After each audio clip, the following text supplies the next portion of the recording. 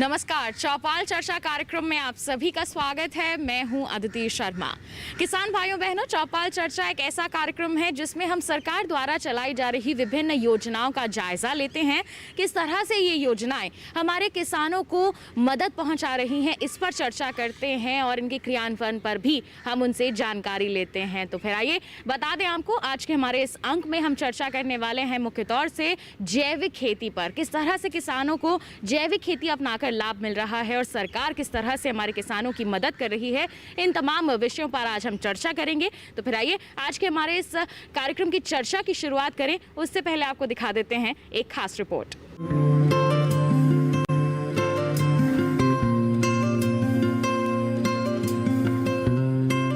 परंपरागत कृषि विकास योजना मृदा स्वास्थ्य प्रबंधन का एक प्रमुख घटक है। परंपरागत कृषि विकास योजना में प्रमाणित जैविक खेती के माध्यम से वाणिज्यिक जैविक उत्पादन को बढ़ावा दिया जा रहा है। परंपरागत कृषि विकास योजना कीटनाशक मुक्त उपज और अच्छे स्वास्थ्य में सहायक है। योजना में संभावित बाजार देकर किसानों की आय में बढ़ोतरी के प्रयास किए जा रहे हैं। परंपरागत कृषि विकास योजना किसानों को प्राकृतिक संसाधन जुटाने में मददगार हो रही है। परंपरागत कृषि विकास योजना में जैविक खेती को किसान समूहों और पीजीएस प्रमाणीकरण द्वारा प्रोत्साहित किया जा रहा है। योजना में जैविक खेती को सुदृढ़ करने के सभी घटकों को शामिल किया गया है। सरकारी संगठनों के माध्यम से किसान समूहों को सुविधा दिलवाने का योजना में प्रावधान है। जैविक खेती को बढ़ावा देने के लिए किसानों को प्रशिक्षण दिया जा रहा है। जैविक कृषि के लिए ऑनलाइन रजिस्ट्रेशन, मृदा परीक्षण, ऑर्गेनिक खेती व नर्सरी की सविस्तार जानकारी दी जा रही है। फसल सुरक्षा के लिए तरल जैव उर्वरक और तरल जैवनाशी किसानों को उपलब्ध कराए जा रहे हैं। किसानों को नीम तेल, वर्मी कंपोस्ट और कृषि यंत्र प्रदान किए जा रहे हैं। वर्मी कंपोस्ट का उत्पादन और उपयोग की जानकारी ग्रामीणों को दी जा रही है। जैव उर्वरक, तरल जैवनाशी, पंचगव्य तैयार करने और प्रयोग का प्रशिक्षण किसानों को दिया जा रहा है। जैविक उत्पादों की पैकिंग व बाजार तक पहुंचाने की सुविधा पर अनुदान दिया जा रहा है। परंपरागत कृषि विकास योजना में किसानों के समूह बनाकर जैविक खेती के लिए प्रेरित किया जा रहा है। योजना में किसानों को प्रमाणीकरण का खर्च नहीं देना होगा। बीज खरीद और उपज को मंडी पहुंचाने के लिए 3 वर्ष में प्रति एकड़ 20,000 रुपए दिए जाएंगे।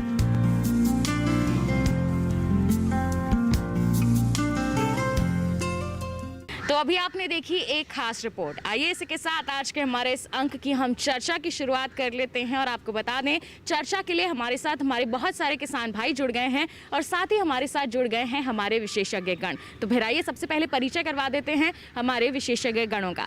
इस वक्त हमारे साथ मौजूद हैं डॉक्टर सत्यवान सिंह जी, जो कृषि विकास अधिकारी हैं रेवाड़ी, हरियाणा में। साथ ही हमारे साथ जुड़ गए हैं डॉक्टर नरेंद्र यादव, जो पौध रोग विशेषज्ञ हैं कृषि विज्ञान केंद्र महेंद्रगढ़ में। इसी के साथ मैं स्वागत करना चाहूंगी हमारे साथ मौजूद सभी किसान भाइयों का। तो आज के हमारे इस अंक में, जैसा कि हमने शुरुआत में आपको बताया था, जैविक खेती पर हम चर्चा करने वाले हैं। तो सबसे पहले विशेषज्ञ का रुख ही कर लेते हैं, जान लेते हैं जैविक खेती अगर हमारे किसान अपनाते हैं तो किस तरह से लाभ मिल सकता है उन्हें, और आज के समय में जैविक खेती एक बहुत बड़ी मांग क्यों बनकर आप सामने आ रही है। जैसा कि आप जानते हैं कि हरित क्रांति जो 1967 के आसपास शुरू हुई थी, उस वक्त ज़रूरत थी हमारे देश में कि खाद्यान्न की कमी थी और जनसंख्या बढ़ रही थी। तो हम लोग केमिकल खेती पे गए। हमारे ही महकमे ने दबाव दिया कि हम ज़्यादा से ज़्यादा खाद का उपयोग करें। अच्छी वैरायटीज़ का भी उसमें योगदान था। लेकिन धीरे धीरे अब हमारे पास इतना खाद्यान्न है कि हम इवन एक्सपोर्ट भी कर रहे हैं। हमारे पास फालतू है अपनी रिक्वायरमेंट से ज़्यादा। लेकिन अब ज़रूरत होती है जैविक खेती की। जैविक खेती क्यों? क्योंकि बहुत अंधाधुंध प्रयोग किए गए हैं, जिसमें पेस्टिसाइड की बहुत सारी कंपनियां आ गई, खाद की आ गई, जिसकी वजह से बीमारियां भी साथ में लेके आई हैं। ये हमें मानना पड़ेगा। तो अब धीरे धीरे हर किसान, जो कि बड़ा किसान है, वो ज़रूर अपने खाने के लिए 1 या 2 एकड़ जैविक खेत रखता है, जिसमें वो गाय के गोबर का उपयोग करता है और वो सिर्फ अपने लिए ही रखता है। और लेकिन अब इस डिमांड इतनी ज़्यादा है कि लोग बाग जैविक खेती पे आ रहे हैं और स्वस्थ जीवन की तरफ रुख कर रहे हैं। तो उसमें सबसे ज़्यादा ज़रूरत, पहले जो किसानों की समस्या होती थी वो थी कि पैदावार कम होना। अब भी किसान ये सोचता है कि अगर मैं जैविक खेती करूँगा तो शायद पैदावार ना हो पाए उतनी, जितनी होनी चाहिए, और होती भी नहीं है शुरू में किसानों से। तो उसके लिए ही आज मैं जानकारी दूंगा कि पैदावार कैसे बढ़ाई जाए। पहले किसान जैविक का मतलब एक ही बात समझता था कि गाय का गोबर खेतों में डाल दिया और पैदावार ले ली जाए। ऐसे पैदावार नहीं आएगी। आजकल हमें वेस्ट डिकम्पोजर का भी उपयोग करना पड़ेगा, जीवामृत का भी उपयोग करना पड़ेगा, और खाद भी बहुत अच्छी तरीके से डालनी पड़ेगी। जी, तो अभी आपने जिक्र किया कि जीवामृत का इस्तेमाल करके हमारे किसान ना केवल खेतों की मिट्टी को अच्छा बना सकते हैं, बल्कि पैदावार भी अधिक ले सकते हैं, क्योंकि ये आशंका रहती है हमारे किसानों के मन में कि जैविक खेती को अपनाएंगे तो पैदावार जो है उसमें कमी आ जाती है। साथ ही साथ और भी कई तरीके हैं जिसके बारे में हम विस्तार से आपसे चर्चा करेंगे। यहाँ पर पहले मैं रुक करना चाहूँगी डॉक्टर नरेंद्र का। डॉक्टर नरेंद्र, अगर हम बात करते हैं जैविक खेती में कीटों और रोगों के नियंत्रण की, तो उसके लिए क्या किया जा सकता है? क्योंकि आमतौर पर लोग रसायनों का इस्तेमाल करते हैं। जैविक खेती में किस तरह के विकल्प हैं? जैसा कि आज का जो विषय है जैविक खेती, जो ऑर्गेनिक फार्मिंग है, उसके अंदर IPM जो है डिजीज और इंसेक्ट पेस्ट मैनेजमेंट का विषय मेरा ज़्यादातर वो रहेगा। इसके लिए भारत सरकार निरंतर प्रयासरत है। दूरदर्शन केंद्र के माध्यम से, आकाशवाणी केंद्र के माध्यम से किसानों को जागरूक किया जा रहा है, और जो कृषि विज्ञान केंद्र है कृषि विश्वविद्यालयों के, वहाँ भी किसानों को जैविक खेती के ऊपर समय समय पर प्रशिक्षण दिया जाता है। उससे किसानों को, न केवल किसानों को लाभ मिलेगा, बल्कि उनकी जो ज़मीन है, आने वाली पीढ़ी के लिए जो ज़मीन है उसकी जो उपजाऊ शक्ति है वो मेंटेन रहेगी। और किसानों को कई बार भ्रम है कि भाई जैविक खेती हम किसान भाई करते हैं तो उसकी पैदावार घट जाती है। मैं ये कहना चाहूँगा किसान भाइयों को कि पहले जो डॉक्टर सत्यवान जी ने बताया, पहले वैज्ञानिकों ने और भारत सरकार ने मिलकर प्रयास किए थे आगे जो खाद और रासायनिक की वजह से और पैदावार हमारी बढ़े। आज हमारे भारतवर्ष में खाद्यान्नों के जो भंडार हैं वो बिल्कुल भरे हुए हैं, हम एक्सपोर्ट भी करते हैं। तो आज हमारी भारत सरकार सब चीज़ बिंदुओं को, ताकि हमारा जो हेल्थ नहीं बिगड़े, ज़मीन का स्वास्थ्य नहीं बिगड़े और सारा स्वास्थ्य बढ़िया रहे, उसके लिए भारत सरकार ने प्रयास जारी कर रखे हैं कि ऑर्गेनिक खेती की तरफ बढ़ावा देने के लिए। जैसा कि मैं किसान भाइयों को बताना चाहूँगा कि पहले क्या, अब भी जो गांव में करते हैं वो पूरा जो गाय का या भैंस का उनके पास जो भी गोबर होता है उसको अपने एक जगह इकट्ठा करके धूप में पड़ा रहता है वो उसको डाल देते हैं, जिसकी वजह से धूप में पड़े रहने की वजह से उनका न्यूट्रिएंट्स जो है वो सारा बारिश में और गर्मी में धुल जाता है। तो एक्चुअली करना क्या चाहिए कि उसके लिए हमें जीवामृत बनाना चाहिए, जो बहुत ही आसान विधि है, जिसमें कोई खर्चा नहीं है, और निश्चित तौर पे मैं आपको आश्वस्त करना चाहूँगा कि आपकी पैदावार भी इससे बढ़ेगी। उसका तरीका है कि आप मात्र 10 किलो हो सके तो गाय का गोबर ले लीजिए, 10 किलो गोबर ताज़ा, उसको 2-3 दिन किसी ठंडी जगह पे रख दीजिए, और गौमूत्र को इकट्ठा कर लीजिए 10 लीटर। 10 लीटर इकट्ठा करना कोई बड़ी बात नहीं है। 10 लीटर गौमूत्र और 10 किलो ही गोबर, इस सब को एक ड्राम में भर के छाया ठंडी जगह पे रखना है, इसको धूप में नहीं रखना है। और इसमें गांव में अपने घरों में हर दाल तो सबके पास ही होती है, जो भी दाल मिल जाए, अगर बेसन मिल जाए तो बहुत ही अच्छा है, चने की का आटा, अदरवाइज़ किसी भी दाल का 1 किलो आटा इसमें मिला लीजिए।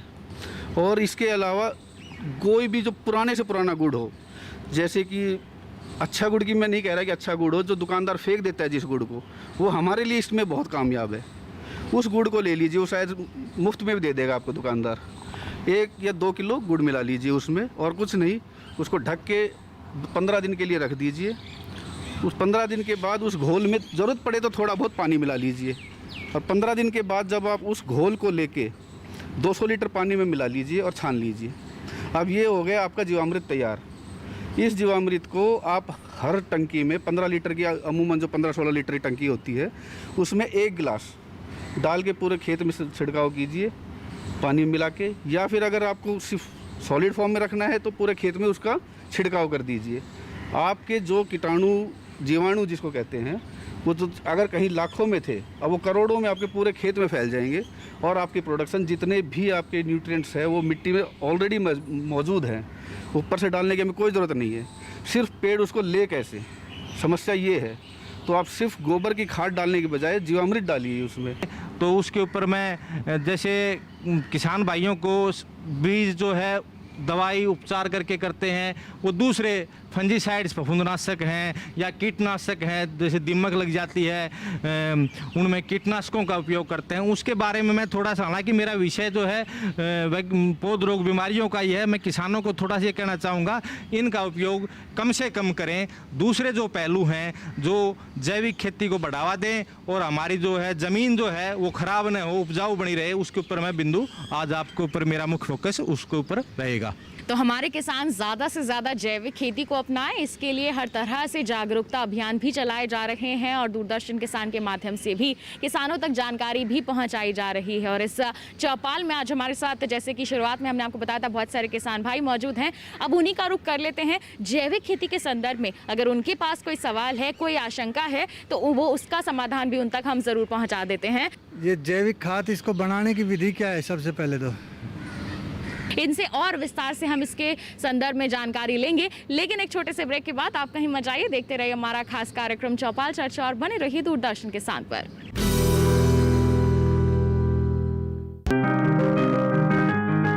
बीमारियों से कैसे बचेगी फसल? मवेशियों की मुश्किलों का क्या है हल? कहां से लाए बीज, कितनी लगेगी खाद? किसानों के हर फोन का विशेषज्ञ देंगे जवाब। देखिए हेलो किसान लाइव सोमवार से शुक्रवार शाम 6 बजे।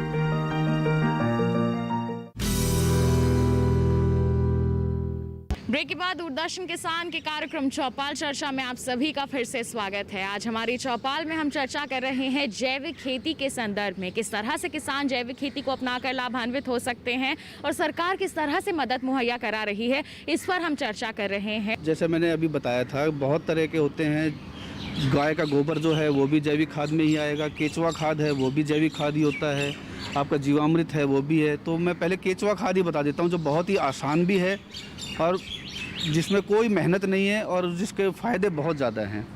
तो केचुआ खाद बनाने के लिए सब गोबर, जैसे कि अभी हम बता ही रहे हैं जैविक खाद में गोबर का उपयोग होता है। तो आप गोबर लीजिए, ताज़ा गोबर हो। ताज़ा का मतलब ये नहीं कि अभी निकला और अभी डाल दिया, कम से कम 2-3 दिन पुराना, ताकि उसकी जो गैस है वो निकल जाए, अमोनिया गैस होती है जो उसमें, वो निकल जाए। और फिर उसके बाद एक बेड बना लीजिए आप। अगर पक्का नहीं बना सकता है, हर किसान पक्का बेड नहीं बना सकता ईंट का, तो चाहे कच्चा ही एक पॉलीथीन बिछा लीजिए उस पर, और हल्का सा ढलान हो एक तरफ, उसके ऊपर आप अपना गोबर और जो भी पत्तियां, सूखी पत्तियां वगैरह होती हैं वो आप डालते रहिए उस पर। कुछ भी नहीं करना है, कोशिश ये रखनी है कि बेड ऐसी जगह बनाए जहाँ सीधी धूप ना आए, छाएदार जगह हो कहीं, जब चाहे पेड़ के नीचे भी हो सकती है। और उसके ऊपर उसमें आपको सूखी पत्तियां और गोबर डालते रहना है बस, जो कि आपके रेगुलर आपके खेतों से, आपके घर से, आंगन से मिल जाता है आपको। इसमें कोशिश करें कोई मोटी डंडियाँ ना जाए, रोड़ा पत्थर या मिट्टी ना जाए। गोबर भी आप वो वाला लीजिए तो ऊपर का, ताकि नीचे की मिट्टी साथ में ना जाए। उसके ऊपर जब वो आपका 1 या 2 फीट का हो जाता है बेड, उसके ऊपर आप केचुए डाल दीजिए। 1 किलो केचुआ डाल दीजिए, चाहे हो, ज़रूरी नहीं है कि आप बहुत ज़्यादा केचुआ खरीद के लाएं। पहली बार आपको केचुए खरीद के लाने पड़ेंगे। उसके बाद उसको ढक के पत्तों से या केले के पत्ते से ऐसे ढक दीजिए, ताकि हवा लगती रहे और उसमें नमी बनी रहे। नमी चेक करने का मैं आपको बहुत ही देसी तरीका बता देता हूँ कि जैसे आप उसको दबाएंगे उठा के उस गोबर को अपने हाथ में, तो हल्का हल्का पानी बस आपकी उंगलियों के बीच से आना चाहिए, टपकना नहीं चाहिए। इतनी नमी बना के रखिए आप उसमें। और जब जैसे ही आप देखेंगे धीरे धीरे वो केचुए ऊपर से खाते हुए नीचे चले जाएंगे। और जो ऊपर का आपका शुद्ध खाद है वो है आपका बिल्कुल काला सोना, जिसको आप खेत में डालिए, आपको 100 गुना ज़्यादा फ़ायदा करेगा। और जो मैंने ढलान की बात कही थी शुरू में कि हल्का सा ढलान रखना है, उसके 2 कारण होते हैं कि अगर आपने गलती से ज़्यादा पानी डाल भी दिया तो पानी एक ही जगह नहीं रुकेगा, ढलान से नीचे आ जाएगा। और नीचे उस पानी को फेंकना नहीं है, वो भी सोना है। उसके नीचे एक जहाँ से वो पानी निकलता है वहाँ पे एक घड़ा मटका वो दबा दीजिए, और उसको बोलते हैं वर्मी वाश। उसका आप अपने खेतों में स्प्रे कीजिए, तो आपको अपने आप ही निश्चित तौर पे फ़र्क महसूस हो जाएगा पहले और बाद में। ये सबसे आसान तरीका है जैविक खाद बनाने का, वर्मी कंपोस्ट बनाने का। हमारे कृषि विज्ञान केंद्र के चौधरी चरण सिंह हरियाणा कृषि विश्वविद्यालय के जो वैज्ञानिक है, निरंतर किसान प्रशिक्षण शिविर लगाते हैं गाँवों में जाके, खेतों में जाके, और आकाशवाणी के माध्यम से भी किसानों को जागरूक किया जाता है कि किसान भाई जो है दूसरी जो इंसेक्टिसाइड्स हैं उनका एक तो कई दवाई न मिलाएं। किसानों की एक बड़ी भारी समस्या है, जो दुकानदार हैं, बीज विक्रेता हैं, वो 2-2, 3-3, 4-4 दवा मिला के स्प्रे करते हैं। है। और यहाँ पर मैं किसानों का रुख एक बार फिर करना चाहूंगी। जैविक खेती के संदर्भ में बहुत सारे सवाल इनके मन में भी होंगे जो हमारे विशेषज्ञों से करना चाहेंगे। तो आइए हमारे किसान भाइयों को यहाँ पर मौका दिया जाए। सबसे पहले अभी आपने जो जैविक खाद के बारे में पूरी डिटेल दी है कि इसमें शुरुआत में हम यूज़ करेंगे इस खाद को तो इसमें उत्पादकता में कुछ कमी आएगी। तो पहले हम जो अपना देसी खाद वगैरह गोबर से हम फसल करते थे उसमें फसल कम होती थी। धीरे धीरे फर्टिलाइज़र ये चले हैं, इनसे फसल लगभग दुगनी हो चुकी है। और हम अब अगर दोबारा से इसी देसी खाद को, जैसे आप बताया वर्मी कंपोस्ट वगैरह भी इनको यूज़ करते हैं तो कितनी उत्पादकता में गिरावट आएगी या उत्पादन उतना ही रहेगा? शुरू में आपने कहा था कि 1-2 साल के लिए इसमें कुछ उत्पादकता में कमी आएगी। इसमें अब तरीके बदल गए हैं जैविक खेती के भी, क्योंकि ये सही बात है, उत्पादन कम होता है। आपका जैसे सवाल था, तो हो सकता है इसमें भी आपका पहले साल उत्पादन 25% कम हो जाए, लेकिन आपकी कीमत उसी चीज़ की बढ़ जाएगी। अगर आप जैविक खेती करते हो और अपने प्रोड्यूस को मार्केट करते हो जैविक से, तो उसका अवश्य आपको रेट भी दुगना ही मिलेगा। ये जो हम जैविक खेती करेंगे तो इसका मतलब प्रमाण कैसे, मतलब कितने साल बाद में मिलेगा और हम ये क्या गारंटी है कि हम उसको बेच सकते हैं जी बाज़ार के अंदर? खेती कभी फसल या कोई भी चीज़ जैविक नहीं होती। जैविक होती है आपकी धरती, आपकी ज़मीन को प्रमाणित किया जाता है कि ये ज़मीन जैविक है, तभी तो आपका प्रोड्यूस उसमें जैविक होगा। तो आपको पहले उस एजेंसी से कांटेक्ट करना पड़ेगा। चाहे आप क्लस्टर बना लीजिए, अगर आप एक ही गांव के या आसपास के कोई 20-25 किसान मिलकर जैविक खेती करना चाहते हैं तो अपना एक ऑर्गेनाइजेशन बना लीजिए। और ऑर्गेनिक सर्टिफाइंग एजेंसी इंडिया में बहुत हैं, 4-5 हैं, तो उनसे आप संपर्क करेंगे तो वो अपने अधिकारी भेजेंगे। उसका पूरा आपको एक रिकॉर्ड मेंटेन करना होता है। उसमें आपको एक रजिस्टर मेंटेन करना होगा कि कब क्या डाला था आपने, इसमें पूरी डेट ऑफ सोइंग, किस तारीख को आपने कौन सी फसल लगाई, क्या इसमें ट्रीटमेंट किया है, कहीं केमिकल का यूज़ तो नहीं किया है। वो सारा जब आप प्रमाणित करेंगे तो उसमें इस प्रोसेस में आपको 3 साल लगते हैं। जब 3 साल आप बिल्कुल बिना किसी भी केमिकल फर्टिलाइज़र के या पेस्टिसाइड के जब आपका खेत तैयार हो जाएगा तो वो आपको सर्टिफिकेट दे देंगे कि हाँ अब ये आपकी ज़मीन जैविक हो चुकी है। फिर उसके बाद जब आप अपना प्रोड्यूस मार्केट में बेचेंगे, चाहे आजकल ग्रुप बना लीजिए आपका वेबसाइट के थ्रू या ऑनलाइन के थ्रू, या एक मार्केट बना लीजिए कि हाँ यहाँ पे पब्लिसिटी करनी पड़ेगी। और जैसे दिल्ली, गुड़गांव जैसे शहरों में मार्केट भी हैं जहाँ स्पेशल ऑर्गेनिक की ही मार्केट लगती हैं। अब वहाँ अपना प्रोड्यूस ले जाइए, अपना पैकिंग कीजिए, उस पर सर्टिफिकेट मोहर लगाइए ऑर्गेनिक की, तो आपका प्रमाणित हो जाएगा। और वो आपको एक बार जब आप ग्रुप बना लेंगे ना, हो सकता है आपको शुरू में 15 दिन, एक महीने दिक्कत आएगी, लेकिन उसके बाद अगर आप थोड़ी सी तकनीक का सहायता लेंगे इसकी, चाहे फेसबुक के माध्यम से, व्हाट्सएप के माध्यम से, वेबसाइट के माध्यम से, तो एक बार जब लोगों के तक ये जानकारी पहुंच जाएगी तो आपको कहीं बेचने की ज़रूरत नहीं पड़ेगी। आपके खेतों में ही किसान आके, आपके ना जो खरीदार आके, और वो आपका सारा माल वहीं से उठान हो जाएगा और अच्छी कीमत पे। तो अभी हमारे विशेषज्ञ ने बताया कि बाजारीकरण की व्यवस्था भी है, लेकिन किसानों को यहाँ पर समूह बनाकर, क्लस्टर बनाकर अगर इस ओर अपने कदम बढ़ाते हैं तो उनके लिए ज़्यादा फायदेमंद साबित हो सकता है। किस तरह से इस ओर हमारे किसान अपने कदम बढ़ाएं, इस पर हम चर्चा को जारी रखेंगे, लेकिन एक छोटे से ब्रेक के बाद आप कहीं मत जाइए, देखते रहिए हमारा कार्यक्रम चौपाल चर्चा और बने रहिए दूरदर्शन किसान पर।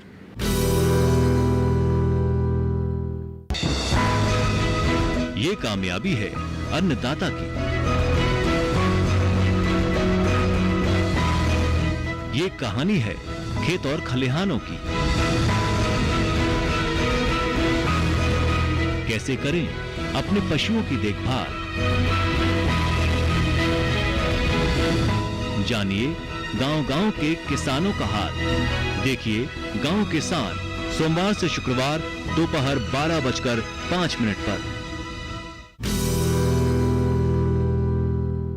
ब्रेक के बाद दूरदर्शन किसान के खास कार्यक्रम चौपाल चर्चा में आप सभी का फिर से स्वागत है। आज हम चर्चा कर रहे हैं जैविक खेती के संदर्भ में, और हमारे किसानों के पास भी कई सवाल हैं और हमारे विशेषज्ञ भी उनके विस्तृत जवाब उन तक पहुंचा रहे हैं। और ब्रेक पर जाने से पहले हमने जिक्र किया था कि हमारे किसान अगर बाजारों का रुख करना चाहते हैं तो समूह बनाकर जाएंगे तो ये ज़्यादा अच्छा रहेगा। जैसे बागवानी का है आजकल ज़माना, बागवानी विविधीकरण का, तो बागवानी विभाग जो है हरियाणा सरकार के अंदर, हरियाणा प्रदेश के अंदर सामुदायिक टैंक योजना है। तालाब जो बनाते हैं, पहले बाग लगाओ उसके अंदर, और समूह में टैंक की योजना है जिसके ऊपर काफ़ी सब्सिडी है, सामुदायिक टैंक, उससे हम ड्रिप सूक्ष्म सिंचाई के तहत हमने बागवानी या सब्जी की काश्त कर सकते हैं, उसमें हमारे पानी की बचत होगी और किसान भाइयों को जो है टैंक भी जो है आराम से सब्सिडी के तरह वो ग्रुप के अंदर, क्लस्टर के अंदर दिया जाता है। किसान भाई समूह में बाग लगाएं 2-2 एकड़ में, 3-3 एकड़ में, और उसमें पूरी जो विस्तृत जानकारी जो है किसान भाई सामुदायिक, क्योंकि क्लस्टर में जब हम जाते हैं तो उसमें ऐसी कई योजनाएं हैं जो जिला बागवानी अधिकारी के पास भी हैं, जिला कृषि उपनिदेशक के पास भी हैं। उन कार्यालयों में जाके किसान भाई वो ग्रुप में क्लस्टर बनाकर कोई भी योजनाओं का फायदा उठाते हैं तो उसको किसानों को निश्चय ही फायदा मिलता है। तो हमारे किसान अगर समूह बनाकर किसी भी योजना का लाभ लेते हैं तो उन्हें ज़्यादा फायदा यहाँ पर मिलता है। और सरकार की मदद किस तरह से हमारे किसानों तक पहुँचती है? FPO फार्मर प्रोड्यूस ऑर्गेनाइजेशन बोल देते हैं। तो इसमें आप जब 20 से 25 लोग अपने इकट्ठे होके एक तरह से NGO बनता है ये, ठीक है, जिसमें जो भी जैसे कोई सब्जी उत्पादन करना चाहता है तो अपना जो भी सब्जी उत्पादक इंटरेस्टेड किसान है वो अपना एक ग्रुप बना सकते हैं। ज़रूरी नहीं है एक ही गांव के हो, आसपास के हो चाहे, और फिर वो अपने बागवानी विभाग में जाके और कृषि विभाग में या कृषि विभाग में दोनों में ही इनका है, उसमें उनको जाके रजिस्टर्ड करवाना पड़ता है। कम से कम कितने किसानों का समूह बन सकता है और ज़्यादा से ज़्यादा कितने का? ज़्यादा से ज़्यादा की तो जैसे कि इसमें कोई लिमिट नहीं है, पर कम से कम जहाँ तक मेरी जानकारी है 25 किसानों का बनता है। ये बागवानी विभाग में इसके बारे में अपने जिला बागवानी अधिकारी हैं उनसे और आप डिटेल में जानकारी ले लीजिए। हो सकता है स्टेट वाइज अलग अलग भी हो ये। अच्छा, पर 25 किसानों का ग्रुप होता है बस। मैं ये बताना चाहता हूँ, मैंने वर्मी कंपोस्ट भी कर रखी है, यूनिट लगा रखी है जी। तो उस पर सरकार 50% सब्सिडी दे रही है। जो 1.5 लाख रुपए हमारा खर्चा ज़मींदार का आता है तो 75,000 सरकार दे रही है जी उसके ऊपर। और प्रशिक्षण भी देती है जी वर्मी कंपोस्ट बनाने का। अपने HU बावड़ में भी हो रहा है जी, और हिसार भी होता रहता है जी। अपने बागवानी की घरोंडा में करनाल STI में होती है जी। तो हमारा ये है जी किसान जागरूक हो, किसान वैसे सरकार बहुत मदद दे रही है जी, प्रशिक्षण खूब दे रही है और सहायता खूब दे रही है जी। जो ये फसल बीमा योजना है उसका बीमा, जैसे कि कपास का बीमा करवाया हुआ है, उसका फ़ायदा, उसका मुआवजा कैसे मिलता है? फसल बीमा योजना है जो उसमें पहले तो सबसे पहले आपको अपनी फसल का बीमा करवाना होता है, जिसका एक प्रीमियम होता है। हर फसल का अलग अलग प्रीमियम कटता है आपको, बहुत जो कि बहुत ही मामूली एक रकम है। उसमें अगर आपको कोई आपदा आती है तो जैसे जल भराव, आगजनी, ओलावृष्टि, तो इन चीज़ों के लिए सरकार आपको मुआवजा देती है। मुआवजा देने की प्रक्रिया जो है कि आपको लिखित में एप्लीकेशन अपने जो भी ज़िले के उप निदेशक के ऑफिस में, दफ्तर में जाके कृषि विभाग के उप निदेशक के ऑफिस में 72 घंटे के अंदर अंदर आपको एप्लीकेशन देनी है। एप्लीकेशन परसों लगाई थी मैंने आपके पास। हाँ, उसमें फरद वगैरह भी लगानी पड़ती है या बस खाली एक एप्लीकेशन देनी पड़ती है?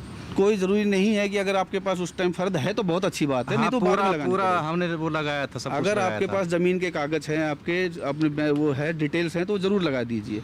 अदरवाइज़ नहीं भी है तो एक बार कम से कम 72 घंटों के अंदर सूचित कर दीजिए।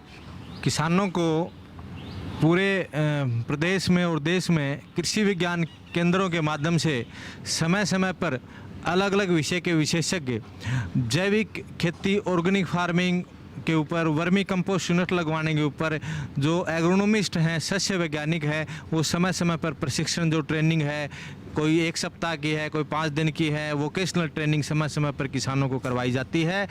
और दूसरी भी जैसे कीटनाशकों के ऊपर भी हम जुडिशियस ज़्यादा प्रयोग न करें, safe and judicious use of कीटनाशक को सावधानी से कैसे करें, उनको भी किसानों को, वो सारा जैविक खेती के ऊपर जुड़ा हुआ है कि हम ज़्यादा प्रयोग न करें, इसके ऊपर भी किसानों को कृषि विज्ञान केंद्र के वैज्ञानिकों के द्वारा समय समय पर ट्रेनिंग दवाई जाती है, ट्रेनिंग करवाई जाती है। जैसा कि आपने बताया कि जीवामृत जब हम बनाते हैं उसका प्रयोग हम खाली खेत में करें या खड़ी फसल में करें या कितनी बार करें? जो हम जीवामृत बनाया था हमने, उसको खाली खेत है तो बहुत ही अच्छी बात है। खाली खेत में आपको सारे में छिड़काव कर देना है कब करना है? जोतने के बाद और फसल लगाने से पहले। हम उम्मीद करते हैं आज के हमारे इस कार्यक्रम के माध्यम से जो भी जानकारियां हमारे विशेषज्ञों ने हमारे किसानों तक या हमारे सभी दर्शकों तक पहुंचाई हैं, उनसे ये सभी आशंकाएं दूर हो गई होंगी और सरकार की तरफ से जो मदद मुहैया कराई जा रही है उसका लाभ लेते हुए, प्रशिक्षण का लाभ लेते हुए यहाँ पर हमारे किसान जैविक खेती को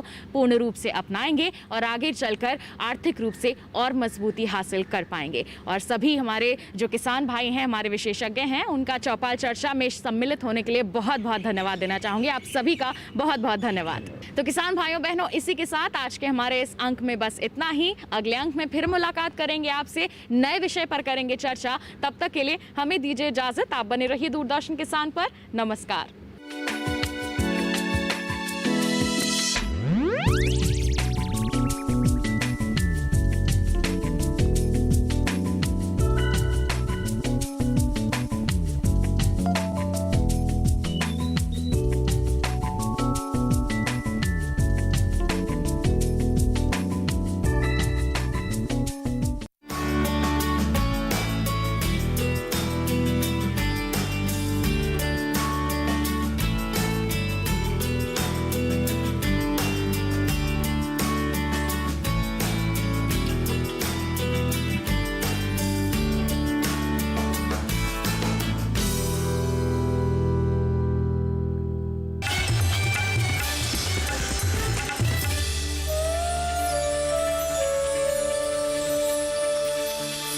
ए